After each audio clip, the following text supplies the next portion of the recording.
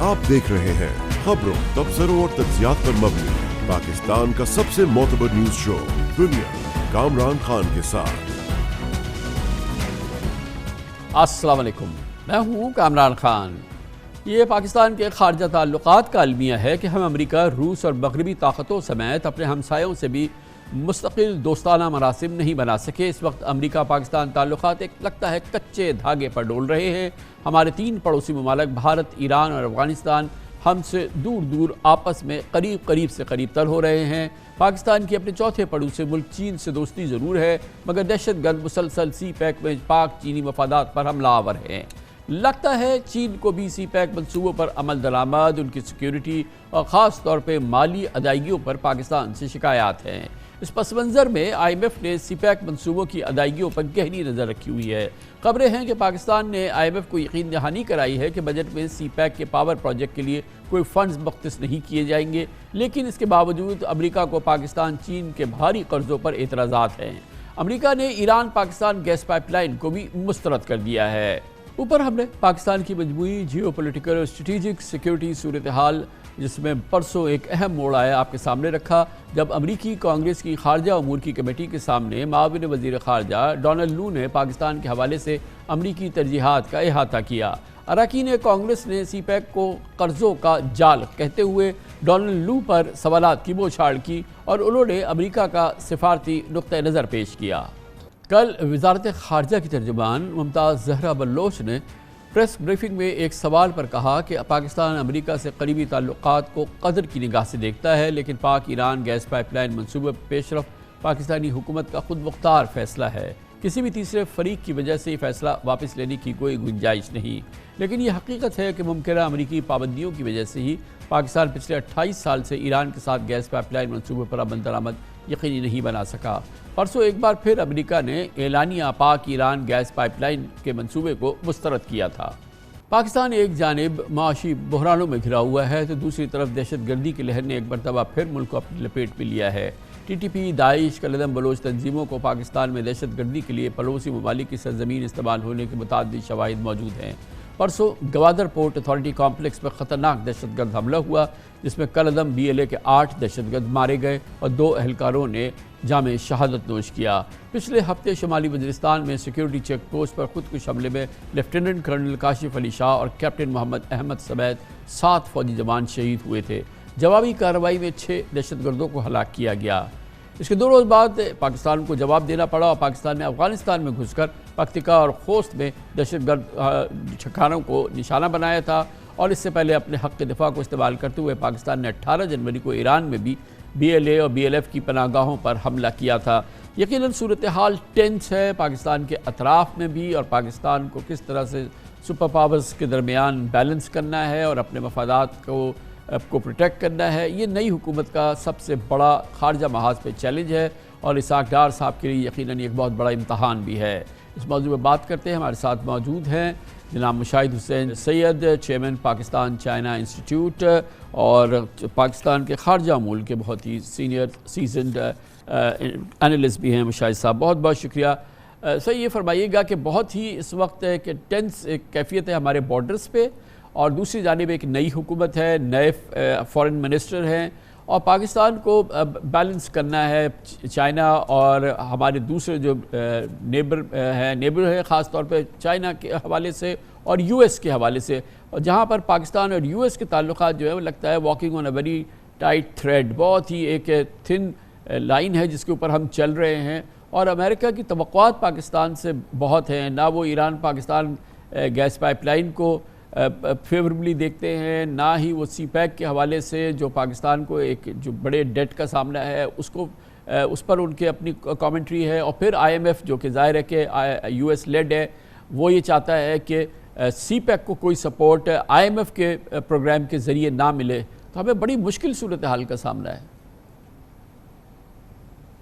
अस्सलाम वालेकुम जी कामरान साहब, और आपके व्यूज़ को बड़ा अस्सलाम वालेकुम। और मैं आपसे इत्तफाक करता हूँ कि ये एक नई अनोखी सूरत हाल है और एक पेचीदा सूरत हाल पैदा हो रही है, जिसमें अंदरूनी सियासी बहरान, हमारा इक़्तिसादी बहरान, हमारे सफारती चैलेंजेस और दहशत गर्दी का फिर उभरना, ये सारे एक किस्म के इकट्ठे हो रहे हैं।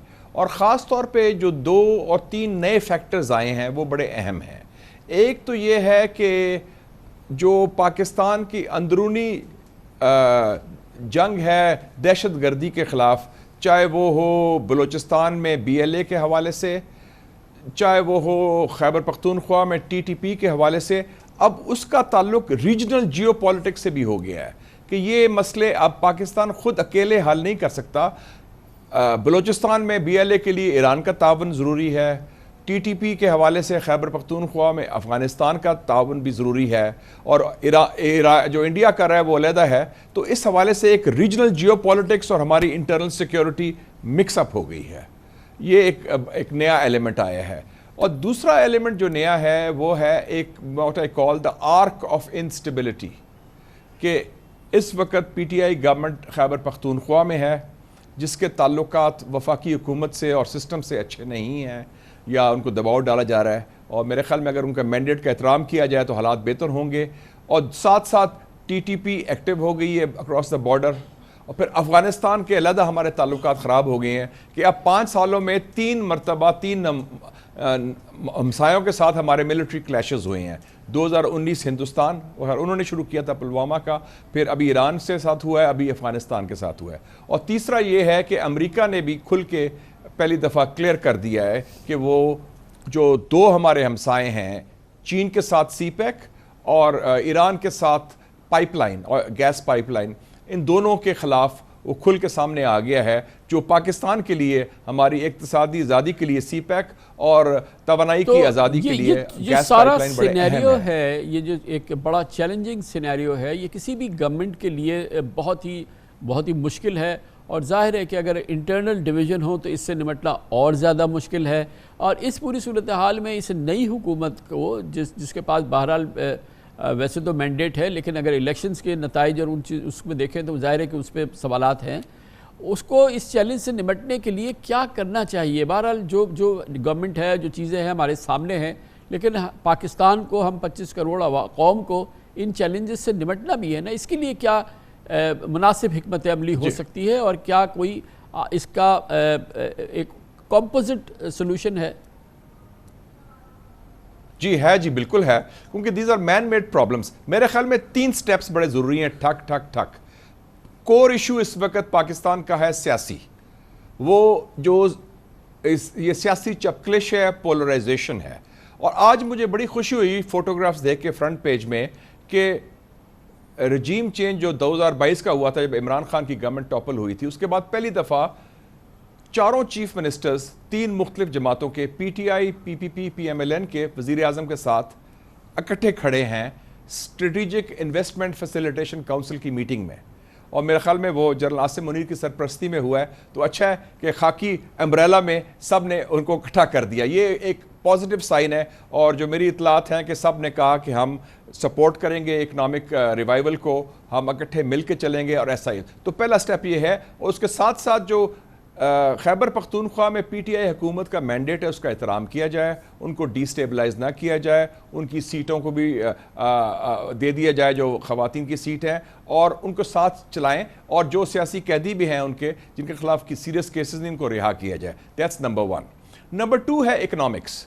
इकनॉमिक्स में देखें जी कामरान साहब, अभी तो हमें IMF दे रहा है रेसिपी, और आज प्राइम मिनिस्टर ने यह भी ऐलान कर दिया है कि अगर एक और IMF पैकेज नहीं आएगा, ये नहीं कि 24 दफ़ा हम IMF जाएंगे अब, तो उसके बगैर हमारा गुजारा नहीं। तो लेकिन हम खुद भी तो कुछ मुश्किल फैसले करें ना जी। हमें तो जो IMF कहती है हम कर रहे हैं, लेकिन what are we doing ourselves? क्या टैक्स नेट ब्रॉडन हो रहा है? क्या एग्रीकल्चर को टैक्स कर रहे हैं? आप जो मराद देते हैं MNS को 1 अरब रुपया, पिछले 1 ट्रिलियन दिया आपने डेवलपमेंट फंड्स में, वो बंद करें। आप प्राइवेटाइजेशन करें जो चीज़ों की है, जो लाइन लॉसेस हैं, जो रोज़ 3 अरब की बिजली चोरी रोज़ होती है, वो खात्मा करें। जो मुश्किल फैसले हमने करने हैं वो तो करें ना। मैंने बताया था, चेयरमैन नादरा ने मुझे कहा था कि 4.1 मिलियन पाकिस्तानीज़ हैं जिनके पास पासपोर्ट है, गाड़ियाँ हैं, घर है, ट्रैवल करते हैं, वो टैक्स पेयर्स नहीं हैं। उनको फ्लैट टैक्स लगा जाए 1 लाख का, तो $4.1 ट्रिलियन तो रातों रात आपका आ जाएगा। तो ये फैसले हम अभी करने से कासर हैं, जो मखसूस मफादात उधर आ गए हैं। और तीसरा है रीजनल रीसेट। वी नीड काम इन अ रीजन। जो भी नेबर्स हैं, 4 नेबर चीन, हिंदुस्तान, अफ़गानिस्तान और ईरान, रीजनल रीसेट की ज़रूरत है। हम जियो इकनॉमिक्स की तरफ जाएं, सीपेक में शामिल करें अफ़गानिस्तान को। तापी जो है Turkmenistan, Afghanistan, Pakistan, India pipeline, उसमें इंडिया को भी जो एक्टिवली एंगेज करें। और इंडिया के साथ हमारा, मैं कहता हूँ 3 लो हैंगिंग फ्रूट है, 3 C's, cricket, commerce and culture, उसको आगे लेके चले मोदी के इलेक्शन के बाद। और ईरान के साथ मेरे ख्याल में पाइपलाइन नागुज़ीर है। अगर हम वेवर तो मांगे ना, हम इंडिया ने वेवर मांगा, उनको मिल गया। तुर्की ने वेवर मांगा, मिल गया तेल के लिए। कल डोनाल्ड लू ने कहा है कि हमने तो वेवर भी नहीं मांगा, हालांकि 2014 को, 2015 को ईरान के खिलाफ सैंक्शन खत्म हो गए थे ओबामा के जमाने में, क्योंकि उनकी न्यूक्लियर डील हो गई थी। उस वक्त हम वेवर मांग सकते थे। कितना यूज़ कर सकते हैं मुशाहिद साहब? अब काफ़ी हमने देखा है प्रोएक्टिवली यूएस एडमिनिस्ट्रेशन कम से कम हमारे यहाँ डिप्लोमेटिकली रीच आउट कर रही है, और वो मुख्तलिफ कॉम्पिटिटिव आपको ऑफर्स देना चाहते हैं, मुख्तलिफ आपके साथ तरीके से माशी मसाइल पर जो है वो इंगेज करना चाह रहे हैं। ज़ाहिर है IMF जो है वो US लेड पूरे एक इनिशिएटिव है, ये सारा है। तो हम US को किस तरीके से एक फेवरेबली हम इंगेज करें और बेस्ट पॉसिबल जो है सिनेरियो हमें मिले उनके साथ भी? इसमें मेरे ख्याल में 2 प्रोंग्ड इनिशिएटिव होना चाहिए। हमारे साथ यूएस का फोकस हमेशा रहा है सिक्योरिटी का। अब वो सिक्योरिटी रिलेशनशिप लिमिटेड हो गई है काउंटर टेररिज्म के लिए अफगानिस्तान के हवाले से। उसमें हमारे इंटरेस्ट अलाइंड हैं, और उसमें हमें चाहिए कि रीजनल अप्रोच हो जिसमें अफगानिस्तान के नेबर्स भी हों, Tajikistan, Turkmenistan, Uzbekistan, Pakistan, Iran, China, और उसमें यूएस भी हो कि काउंटर टेररिज्म के हवाले से एक कॉमन स्ट्रेटजी हो। लेकिन देखिए जी, यूएस ने अनाउंस किया है बिल्ड बैक बेटर वर्ल्ड, जिसको आप B3W जिसको कहते हैं, program for global infrastructure investment. हम उनको इन्वाइट करें, हम उनको वेलकम करें, हमें कोई प्रॉब्लम नहीं। यूरोपियन यूनियन ने अनाउंस किया ग्लोबल गेटवे, क्यों नहीं हम उनको वेलकम करते कि आप इन्वेस्टमेंट करें पाकिस्तान के इंफ्रास्ट्रक्चर में भी। हमारे कोस्टल हाईवेज में हैं, कोस्टल पॉइंट्स हैं, गवादर भी है, सारा कुछ है, कोई नो गो एरिया नहीं किसी के लिए। It is open for Arab investors, American investors, Chinese investors, we are open. लेकिन हमें अपना काम तो 2 काम करने होंगे कामरान साहब, फुल प्रूफ सिक्योरिटी और क्लियर द रेड टेप। जो 37 इजाजत लेनी पड़ती हैं आपकी, कोई भी शरीफ इन्वेस्टर आएगा वो भाग जाएगा। आपका जो सिस्टम इतना ब्यूरोक्रेटिक हो गया है, और SIFC को जो रेड टेप है वो काटनी होगी, वरना कोई इन्वेस्टर नहीं आएगा। बहुत बहुत शुक्रिया जनाब मुशाहिद हुसैन सैयद हमारे साथ थे। कमर्शियल ब्रेक, उसके बाद जिक्र करेंगे सुप्रीम कोर्ट पे हालिया हफ्तों में बहुत ही इंटरेस्टिंग फैसले आए हैं। माजी के फैसले मुस्तरद हुए हैं, और इसी हवाले से सुप्रीम कोर्ट का हाल और माजी दोनों के हवाले से बहुत ही इंटरेस्टिंग सूरत हाल है। ख़ासतौर पर चीफ जस्टिस पाकिस्तान जनाब जस्टिस काजी फ़ाइज़ ईसा की क़यादत में सुप्रीम कोर्ट में जो फैसले आ रहे हैं उस पर बात करते हैं छोटे से वक्फे के बाद।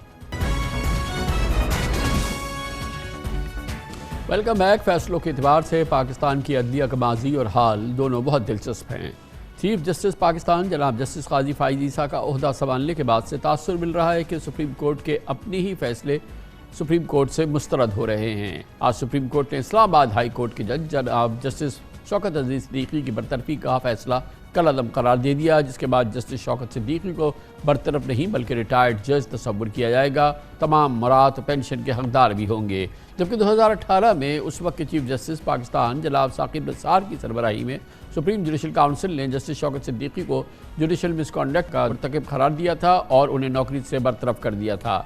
जस्टिस शौकत सिद्दीकी ने जुलाई 2018 में रावलपिंडी बार में खिताब के दौरान रियासती इदारों की चंद अहम शख्सियात की जानिब से दबाव डालने का इल्ज़ाम आयद किया था। कल चीफ जस्टिस काजी फ़ाइज़ ईसा की सरबराही में 3 रुकनी बेंच ने साबिक MD PTV जनाब अताउल्लाह कासमी के खिलाफ इदारे को 19 करोड़ रुपये से ज़ायद का नुकसान पहुँचाने के केस में नज़रसानी की दरख्वास्तें मंजूर करते हुए करार दिया कि मामले में करप्शन या अखरबा परवरी का कोई सबूत नहीं मिला।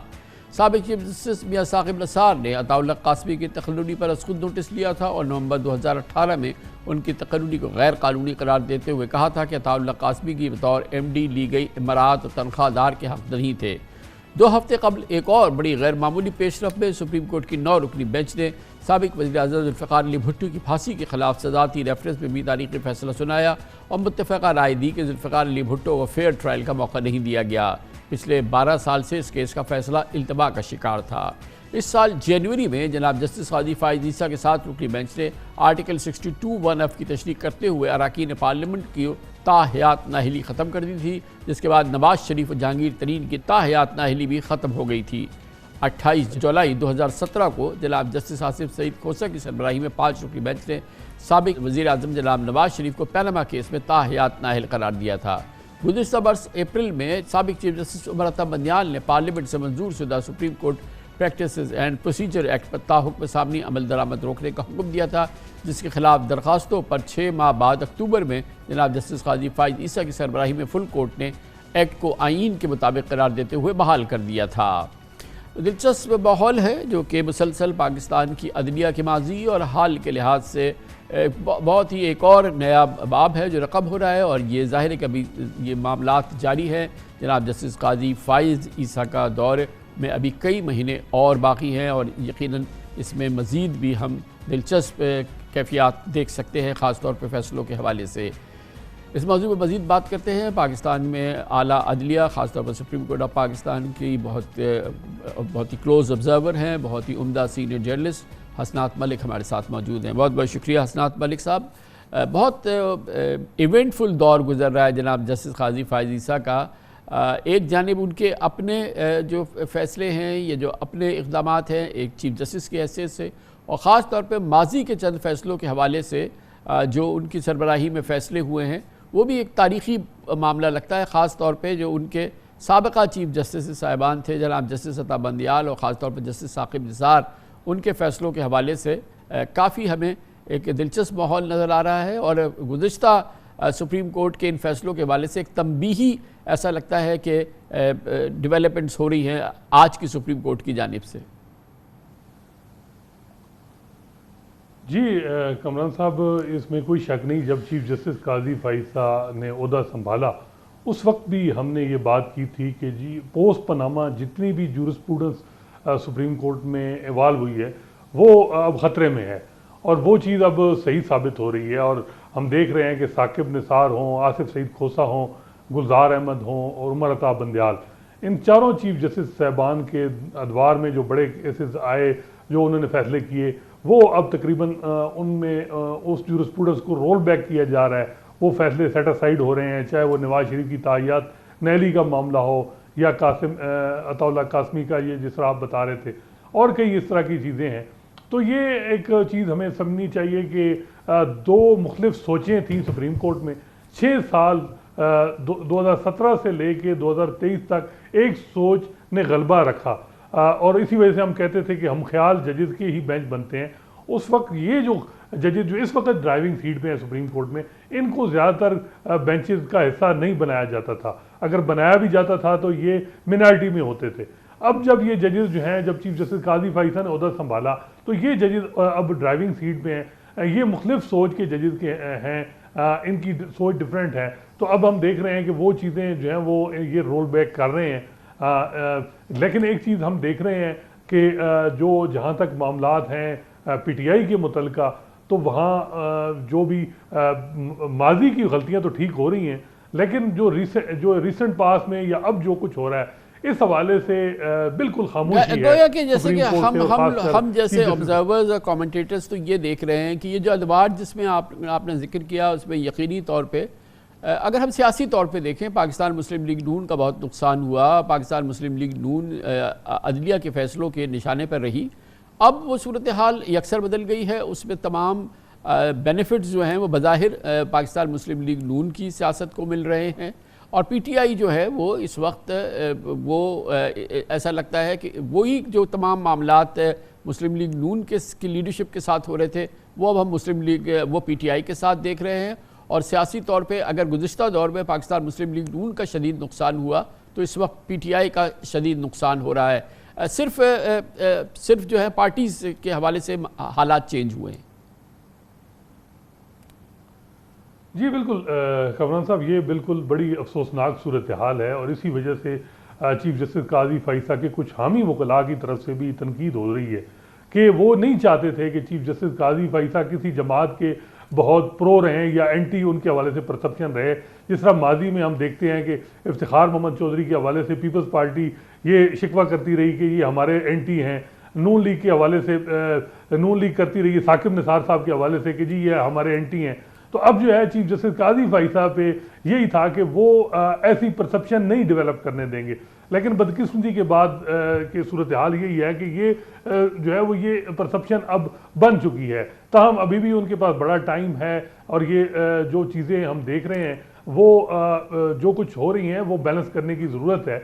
जब हम देखते हैं कि जो है वो किसी एक जमात और रियासत के दरमियान जब कोई एक साइड ज़्यादा गालिब हो तो अदलिया को चाहिए कि वो उसमें बैलेंस करे। तो अब जो है ये बैलेंस नज़र नहीं आ रहा। तो हसरत अली साहब के दौर में ये बताइएगा कि जब गुज़िश्ता दौर था उसमें जब हमने देखा कि पाकिस्तान मुस्लिम लीग नून को सियासी तौर पे सुप्रीम कोर्ट के फैसलों से बड़ा नुकसान हुआ, तो वो एक ब्रॉडर बेंच थी, चीफ जस्टिस उसको लीड करते थे, चाहे वो साकिब निसार साहब हों, चाहे खोसा साहब हों या अता बंदयाल साहब हों।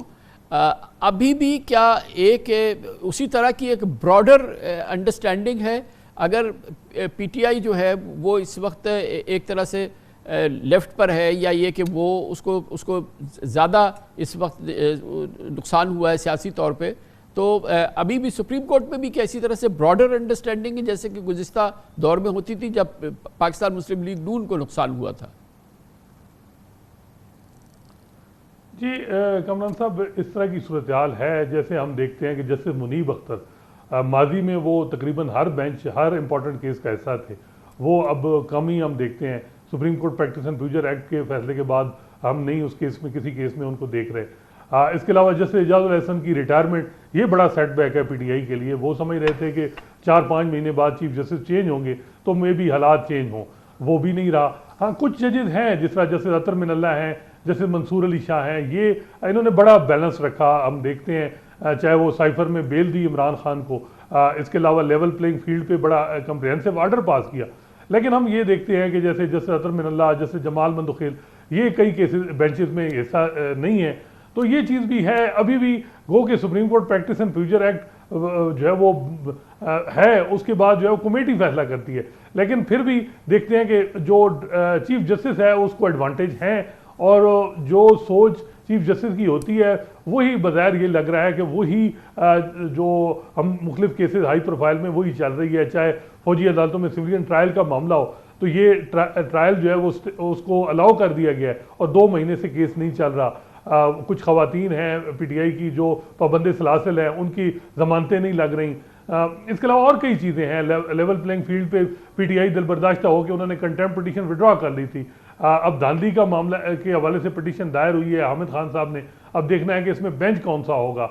लेकिन एक चीज़ है कि अब जो हम कह रहे थे कि वो डिवाइड, वो अब जो दूसरी साइड के जजेस हैं वो जस्टिस एजाजुल एहसन की रिटायरमेंट के बाद फिर मज़ाहिर नकवी का फारिग होना, अब वो साइड में बहुत कम है। लेकिन एक चीज़ हम देख रहे हैं कि अब सुप्रीम कोर्ट और मुख्तलिफ हाई कोर्ट में भी सोच में तब्दीली आ रही है। पीटीआई को भी एक हफ्ता डेढ़ से हम देख रहे हैं मुख्तलिफ केसेस में कुछ रिमार्स आ रहे हैं, रिलीफ मिल रहे हैं। 9 मई पे 5 मुलजमान को जो बेल मिली है सुप्रीम कोर्ट में वो बहुत इंपॉर्टेंट थी, और जिस किस्म के रिमार्स आए जजेस के उसने तो बड़ा वादे था कि 9 मई पे क्या तहरीर गर्दी के केसेस बनते भी थे या नहीं। तो ये बड़ी स्ट्रांग चीज़ें थी। चीजें तब्दील हो रही हैं, लेकिन देखना होगा कि मौजूदा जो चीफ जस्टिस में अगर हम देखें तो आइंदा चंद माह जो हैं, अभी जनाब जस्टिस फाइज ईसा के as chief justice of Pakistan, ये एक बड़े इवेंटफुल हो सकते हैं आने वाले महीने। जी जी बिल्कुल। उनके जो ये अब देखना है कि उन्होंने अगले जो 4-5 महीने में क्या करना है। ख़ासकर ये जो धांधली की पटिशन पीटीआई लेके गई है सुप्रीम कोर्ट में, इसमें क्या करते हैं। इसके अलावा जो रिज़र्व सीट उनको नहीं मिली, उसकी मेन एक वजह जो है 13 जनवरी का फैसला है, जिस पे बहुत ज़्यादा तनकीद हो रही है कि आपने लीगल ऑब्लिगेशन पे जो लोगों के कॉन्स्टिट्यूशनल राइट थे वो सलब हुए हैं। तो वो ऐसी चीज़ें हैं जो अब देखना है कि उनमें क्या करते हैं चीफ जस्टिस काजी फाई साहब। लेकिन ये इसमें कोई शक नहीं है कि उनकी लेगेसी भी बड़ी इफेक्ट हुई है जो 2-3 महीने में जो कुछ उन्होंने फैसले किए हैं, और ये जो चीज़ें हैं ये बार में भी बातें हो रही हैं। बहुत शुक्रिया असनात मलिक हमारे साथ मौजूद थे। कमर्शियल ब्रेक, उसके बाद जिक्र करते हैं कराची फ़ज़ाई आलूदगी के लिहाज से WHO ने करार दिया है कि दुनिया में 4थे नंबर पर है, और उसकी वजह यह है कि जो कुदरती माहौल है, इकोसिस्टम है, जिससे कि अल्लाह ताला ने निज़ाम बनाया है कि फ़ज़ाई आलूदगी कम हो, मैंग्रोव्स के जंगलात होते हैं, और ख़ास तौर पे ये समंदर के करीब इन जंगलात को जिस तरीके से यहाँ हुकूमत सिंध ने इसको उनको काटा है और ज़मीनों को बिल्डर्स माफिया के हवाले किया है। एक बहुत ही संगीन मामला है। इसकी तफसीलात आपसे शेयर करते हैं छोटे से वक्फे के बाद। फ़ज़ाई और आबी आलूदगी पूरी दुनिया के बड़े बड़े शहरों के लिए बहुत बड़े संगीन तरीन मसाइल में से एक है और यही सूरत हाल कराची की भी है, जहाँ के शहरियों की सेहत और तंदुरुस्ती इस हवाले से अब दाव पर लगी हुई है। आलमी इदारा सेहत के मुताबिक फ़ज़ाई आलूदगी से मुतासरा शहरों में कराची इब्तदाई नंबर्स पर है। परसों एयर क्वालिटी इंडेक्स में कराची दुनिया का तीसरा आलूदा तरीन शहर था। शायद इसी वजह से कराची के शहरी सांस के अमराज और जानलेवा अमराज और इस किस्म के जो मुंसलिका अमराज हैं उसके शिकार हैं, क्योंकि यहाँ आलूदगी फैलाने वाली फैक्ट्रीज़, धुआं उड़ाती गाड़ियाँ और जहरीले सनती फजले की ट्रीटमेंट का कोई मौसर निज़ाम नहीं है। कुदरत ने कराची के साहिल को 64,000 हेक्टेयर रकबे पर मैंग्रोव्स के जंगलात से नवाजा है, लेकिन सिंध हुकूमत ने मैंग्रोव्स के जंगलात का सफाया करके उसके कुदरती इकोसिस्टम को खुद तबाह करना शुरू किया है और अरबों रुपए की ज़मीन बिल्डर्स को बेच दी है। सिंध के महकमे रेवेन्यू की रिपोर्ट में इंकशाफ हुआ है कि मलीन नदी के डेल्टा और कोरंगी में साहिल समंदर और डिफेंस से मुल्हिक 700 एकड़ ज़मीन तामीराती मकासद के लिए लैंड माफिया को मिल गई है। साहिली जंगलात को कंक्रीट में बदलने का स्कैंडल है या कुछ और? कराची का कुदरती इकोसिस्टम किस हाल में है, इसका जायज़ा लिया है हमारे नुमाइंदे खुसूसी इख्तियार खोकर ने इस इन्वेस्टिगेटिव रिपोर्ट में। ये बहुत अहम मौजू है, इससे हमारी और हमारी नस्लों के मुस्तकबिल का ताल्लुक़ है और ख़ास तौर पे जो क्लाइमेट की सिचुएशन है, जो चैलेंजेस हैं, उसमें इस किस्म के मामलात इंतहाई अहमियत का हामिल हो गए हैं। और ये जो कुदरत ने निज़ाम फराहम किया है कंजर्वेशन का नेचर की, उसके ख़िलाफ़ ये सारा काम है। इस पर मज़ीद बात करते हैं हमारे साथ जनाब दानिश राजदी, प्रोग्राम हेड हैं IUCN के, जो कि international union for conservation of nature का काम करती है। बहुत बहुत शुक्रिया दानिश राजदी साहब। ये बताइएगा कि ये जो चैलेंज है इस वक्त हमारे यहाँ, ख़ास तौर पे ये परसों हमने देखा कि जो फ़िज़ाई आलूदगी है, आबी आलूदगी है सिंध की, ये दुनिया में तीसरे नंबर पर रिकॉर्ड हुई उस दिन, और ये बहरहाल एक कॉन्स्टेंट चैलेंज है जो कि हर रोज़ हर गुजरते दिन जो है वो एग्रेवेट हो रहा है। इसकी कॉन्सिक्वेंस बताइए और इसकी वजूहात। देखिए, वजूहात तो ये है कि ये सिर्फ एक वेस्टेड इंटरेस्ट हैं जो आपको दिख भी रहा है कि ग्रीड है और कुछ नहीं है। शहर को कोई ओन नहीं कर रहा। हम लोग यहाँ रहते हैं, हम अपने शहर को तबाह होता देख रहे हैं। इस वक्त कंपेयर टू 10 साल पहले ज़्यादा अवेयरनेस है, यूथ में बहुत अवेयरनेस है, वो अपना वो ख्याल करते हैं, कचरा ना फेंकें, पानी को ख्याल से इस्तेमाल करें। लेकिन ये जो अभी हमने प्रोग्राम देखा, इस पे अगर आप देखें कि क्लियरली देयर इज़ प्रेशर, लोग बता रहे हैं कि ये चीज़ नुकसानदेह है, इकोसिस्टम आप तबाह कर रहे हैं। कराची इवेंचुअली कंक्रीट जंगल बनता जा रहा है और ये इसको ग्रीड के अलावा हम क्या कह सकते हैं कि इकोसिस्टम, अगर आप आज दुनिया अपनी इकोसिस्टम प्रोटेक्ट कर रही है, हम लोग कराची में बैठ के, जो कि हमारे पास बहुत सारे नेचुरल असासे हैं, मैंग्रोव्स की फॉर्म में आप देखें, और इसकी बड़ी अहमियत है इस वक्त दुनिया में, जब से कार्बन क्रेडिट की मार्केट आई है। हम लोग इसमें कराची को उस तरह सेफ गार्ड कर नहीं रहे। इदारों को अपना रोल प्ले करना चाहिए। सबसे बड़ा इशू ये आता है कि पॉलिसीज़ बहुत हमारे पास बनी हुई हैं, इम्प्लीमेंटेशन हमारा हमें हमेशा चैलेंज होता है। ये ज़रा सा एक आम शहरी को समझाइए कि ये जो मैनग्रोव्स हैं, किस तरह से ये नेचुरल इकोसिस्टम फराहम करता है कि कंजर्वेशन हो नेचर की और हमारे जो माहौल है उसमें बेहतरी नज़र आए और वो इतना आलूदा ना हो जितना आज है। तो ये किस तरह से एक्ट करता है? देखिए, जिस तरह आम ग्रीन प्लांट्स होते हैं, ठीक है, फॉरेस्ट होते हैं, इनका एक रोल है, कार्बन डाइऑक्साइड को एब्जॉर्ब करते हैं, ठीक है, ऑक्सीजन रिलीज़ करते हैं। जहाँ आप देखें ज़्यादा ग्रीनरी है वहाँ माहौल बेहतर है, एयर पोल्यूशन को कम करते हैं। कराची के पास लकीली हमारे पास बहुत अच्छे मैंग्रोव्स थे और अभी भी बच गए हैं। मैंग्रोव्स फिशिंग कम्युनिटी के लिए भी लाइवलीहुड का एक ज़रिया है। मैंग्रोव्स जहाँ होते हैं वहाँ फिशरीज ज़्यादा इम्प्रूव करती है। कोस्टल कम्युनिटीज़ हमारे पास ज़्यादा हैं, वो फ्लरिश करती हैं। अगर आप इनको काटेंगे, इनको ख़त्म करेंगे, तो ना सिर्फ आपका एयर पोल्यूशन और बढ़ेगा और हीट ज़्यादा ट्रैप होगी शहर में। कोस्टल कम्युनिटीज़ में जितने लोग रहते हैं वो बेरोज़गार भी होते चले जाएंगे। आज ये देखिए, प्रोग्राम में आपको वो फ़िशरमैन बता रहे हैं कि जो फ़िश इनको करीब मिलती थी अब दूर से जाके पकड़नी पड़ती है। अगर आप कोरंगी फ़िश हार्बर से मैंग्रोव्स का एक सफ़र करें टूवर्ड्स पोर्ट कासिम, तो आपको पानी का रंग बता देगा कि क्या किस तरह का पोल्यूशन पानी में डंप किया जा रहा है।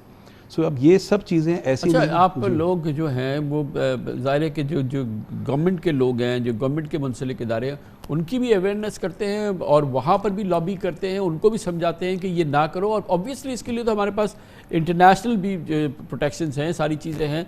तो उस इंगेज करते हैं आप गवर्नमेंट को? देखिए कामरान साहब, अब तो वक्त वो आ गया है कि सारे इदारे आर अवेयर कि क्या है, क्या प्रोटोकॉल्स हैं, कितनी इंटरनेशनल लेवल पे अवेयरनेस बढ़ रही है क्लाइमेट चेंज की, सबको पता है। और फॉरेस्ट डिपार्टमेंट एक्टिवली बड़ा अच्छा रोल प्ले कर रहे हैं ये लोग भी, ठीक है। और ये जितने इदारे हैं इनको भी इसकी एक सिग्निफिकेंस का पता है कि हमें माहौल को प्रोटेक्ट करना पड़ेगा, वरना शहरियों के लिए एक बहुत बड़ा एक डिज़ास्टर है ये लॉन्ग रन में। आपको हेल्थ रिस्क से क्रिएट हो रहे हैं, लोगों की सेहतें तबाह हो रही हैं, और इसकी तो हर तरफ आप गूगल सर्च करें, सारे एविडेंस मौजूद हैं कि अगर आपने इस चीज़ को नहीं रोका तो किस तरह आपकी आबो हवा ख़राब हो जाएगी और फिर लोगों को बीमारियों का शिकार हो जाते हैं लोग फिर। बहुत बहुत शुक्रिया आदिल राजदी साहब हमें बता रहे थे। बहुत इंपॉर्टेंट मौजू है, आम तौर पे आप मीडिया में नहीं देखते, और यह है कि कराची में मैनग्रोव्स के जंगल्स को सफाया करके बिल्डर्स माफिया को हवाले किया जा रहा है। एक और रैकेट है जिसकी कीमत जो है कराची के शहरी अदा करेंगे। इसके साथ ही हमारे आज के प्रोग्राम का अख्ताम होता है। सैटरडे संडे की हफ्तेवार तातील रहती है। पीर को इंशाल्लाह आपसे फिर मुलाकात होगी। पीर तक के लिए कामरान खान को इजाज़त। अल्लाह हाफ़िज़ नासिर।